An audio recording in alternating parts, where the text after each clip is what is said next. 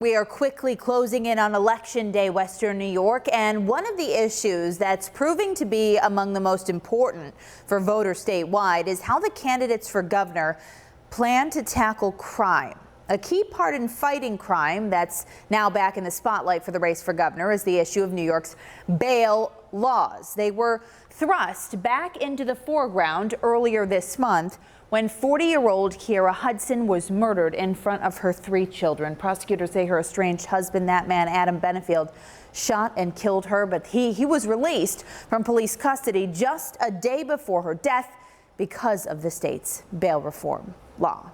Some people believe allowing judges to have greater discretion in who is allowed out under bail reform may have prevented situations like Kiera Hudson's killing. So tonight, I'm taking a closer look at where each candidate stands on bail reform and the specific thing many people want to see changed that could keep people with histories of violence behind bars.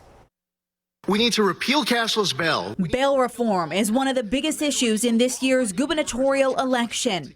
It's been criticized by top brass in the state, such as district attorneys and law enforcement. And crime and public safety in New York was a big topic in last night's gubernatorial debate. There are criminals out there who need to pay the consequences for their action instead of the catch-release policies that Kathy Hochul champions. It is a joke to talk about a crime policy that doesn't include doing something about illegal guns. Some, like Republican candidate for governor Lee Zeldin, believe judges should be given more discretion to determine the dangerousness a suspect poses to the public before releasing them on the streets, especially if the offense that got them in the courtroom is covered under New York's bail reform law. I took this question to former state Supreme Court Justice Penny Wolfgang. What I would recommend is that there be no circumstances, no crimes, no charges where the discretion is taken away from the court in setting bail. Wolfgang says up until bail reform was put into place, judges could take into account a suspect's prior history and offenses. The issue has come into the spotlight locally after Kiera Hudson was shot and killed earlier this month. Her husband, Adam Benefield, who had been let out of jail with no bail for a domestic violence offense the day before, is accused of shooting and killing her.